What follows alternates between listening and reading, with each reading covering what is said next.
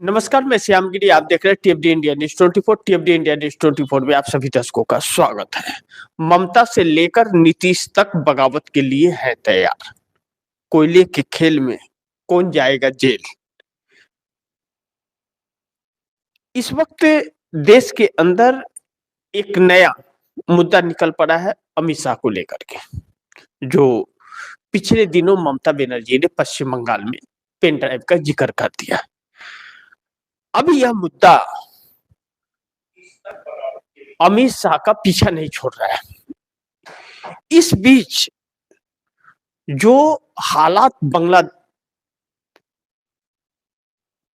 के अंदर हैं और ममता बनर्जी जिस तरह से अमित शाह को पीछे हाथ धोकर के पड़ गई हैं, यह मुद्दा क्या करवट लेगा और किस हद तक जाएगा, यह तो आने वाला वक्त बताएगा।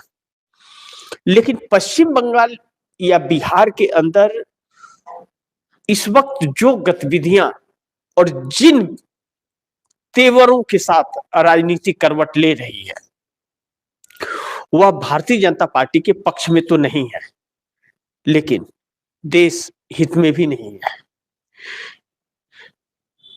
अब भारतीय जनता पार्टी से किसी न किसी बात को लेकर के बगावत और विरोध सहयोगी दलों में और विपक्षी के दलों में है, क्योंकि भारतीय जनता पार्टी उसी तरीके से राजनीति करती है। लेकिन ममता बनर्जी के पेन ड्राइव जो एक नया समीकरण और मुद्दा आ गया है देश के सामने, चौंकाने वाला भी है। अमित शाह जैसे लोग, मोदी जैसे राजनीति करने वाले लोग जो किसी में विश्वास नहीं रखते और अपने सामदर्द भेदभाव में विश्वास रखते हैं, ऐसे में ममता बनर्जी का पेन कार्ड,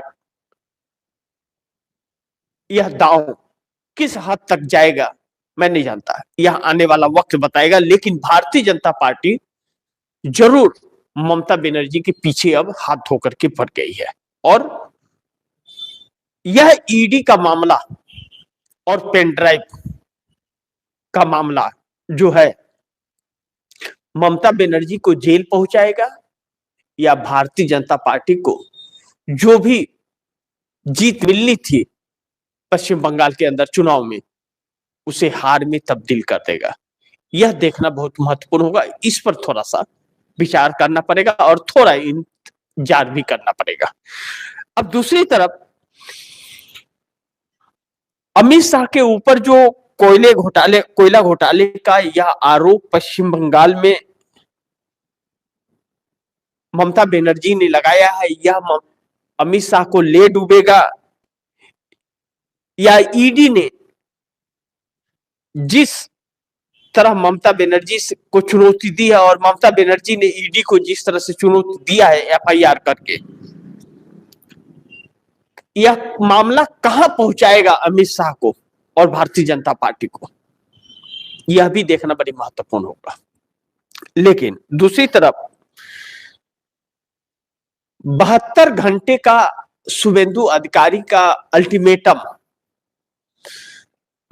क्या मोदी सरकार ममता बनर्जी को 72 घंटे बाद गिरफ्तार कर लेगी या हवा हवाई हो जाएगा, यह भी एक मुद्दा है। क्योंकि 72 घंटे में अगर ममता बनर्जी ने अमित शाह के प्रति वह खुलासा नहीं किया जो अल्टीमेटम दिया गया है, जो पेन ड्राइव के अंदर ममता बनर्जी बता रही हैं, तो शुभेंदु अधिकारी क्या एक्शन लेंगे, क्या कर सकते हैं ममता बनर्जी का।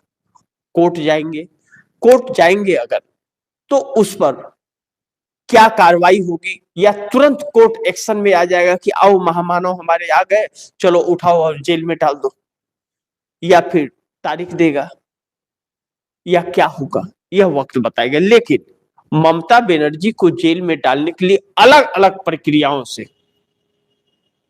भारतीय जनता पार्टी कोशिश कर रही है, और जिस ईडी के ऊपर एफआईआर दर्ज कराया था ममता बनर्जी ने, वह ईडी सुप्रीम कोर्ट पहुंच गया है।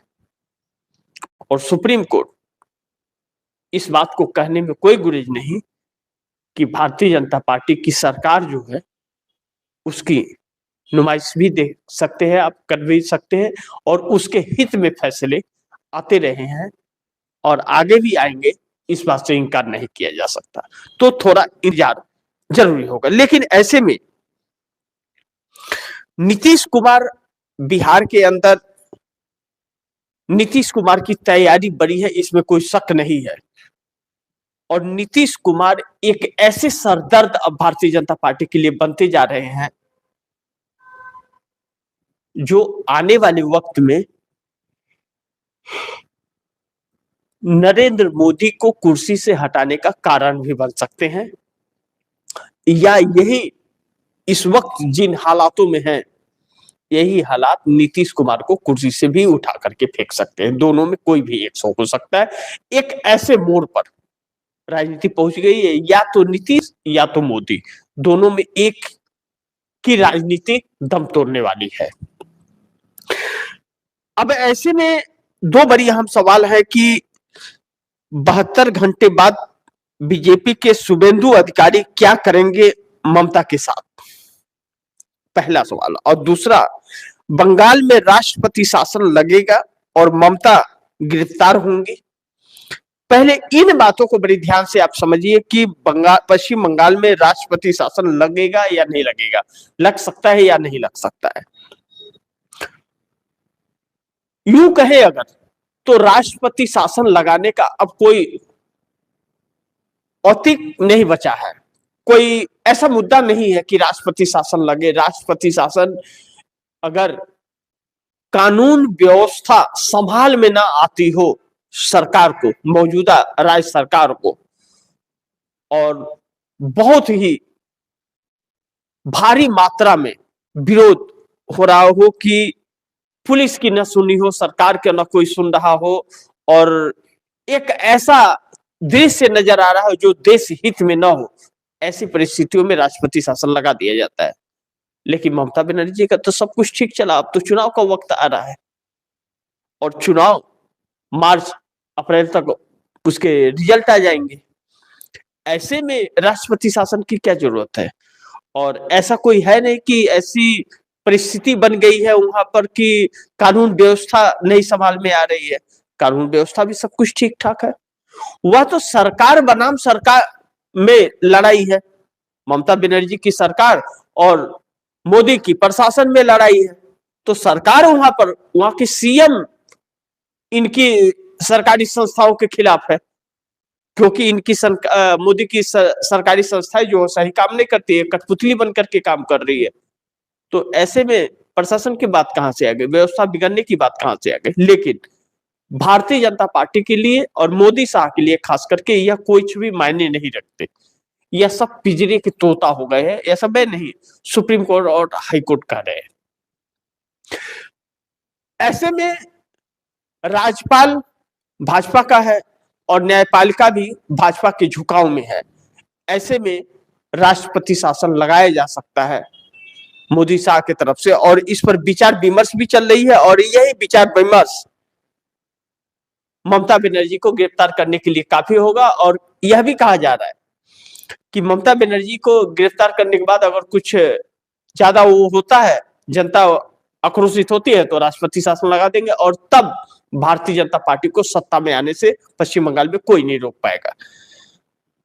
अब ममता बनर्जी इसका भरपूर चुनौती दे रही हैं, इससे इनकार नहीं कर सकते। लेकिन ममता बनर्जी वो सबूत पेन ड्राइव की देश के सामने नहीं रख रही है। यह सवाल है कि यह गिदर भपकी है एक।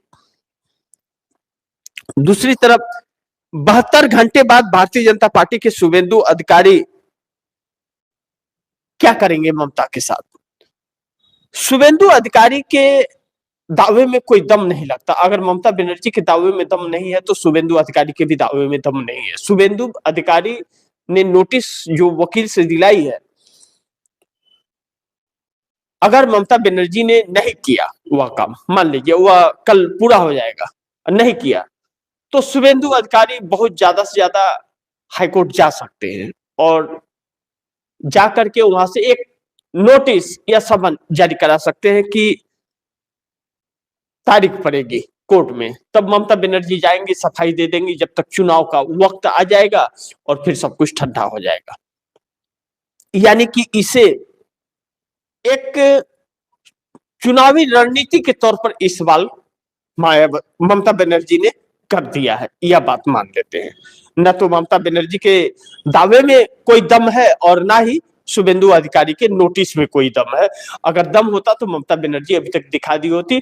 मर्यादा की बात नहीं करती, ममता बनर्जी बहुत ज्यादा मर्यादा वाली नहीं है, यह चीजें हैं।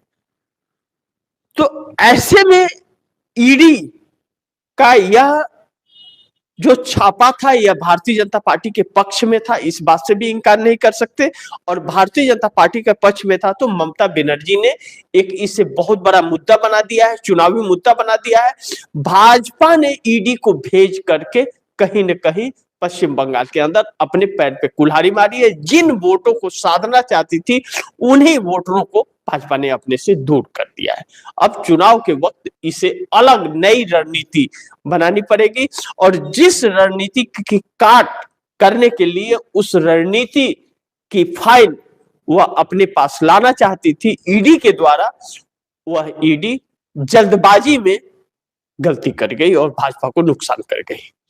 यानी कि इन सारी मुद्दों से कुछ भी लाभ निकलने वाला नहीं है और यह एक चुनावी मुद्दा बन करके रह जाएगा, इस बात से इनकार नहीं कर सकते। और दूसरी तरफ जो चुनाव आयोग के द्वारा जो एसआईआर पर जो धांधलियां हो रही है और पश्चिम बंगाल के जो अधिकारी ने इस्तीफा दे दिया, मुख्य चुनाव आयुक्त ज्ञानेश कुमार के एसआईआर को सवालों के ऊपर सवाल छोड़ गया है और वह चुनाव आयोग चेहरा दिखाने लायक नहीं रहा और न्यायपालिका को एक चुनौती दे गया कि जिस एसआईआर को लेकर के लीपापोती कर रहे हो उसी एसआईआर को मैं करा रहा था और उसमें हजारों गलतियां हैं, वह एक धोखा है और मेरी जमीन मेरी आत्मा नहीं मानती उसका समर्थन करने के लिए, तो मैं अपने पद से इस्तीफा देता हूं चुनाव आयोग में और आपको भी अगर सर्व है तो उस पर रोक लगा दो।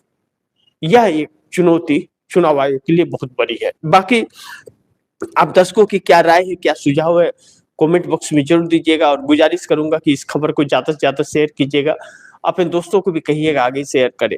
आपने अगर चैनल को सब्सक्राइब नहीं किया सब्सक्राइब कर लीजिए, अपने दोस्तों को भी कहिएगा चैनल को सब्सक्राइब करें।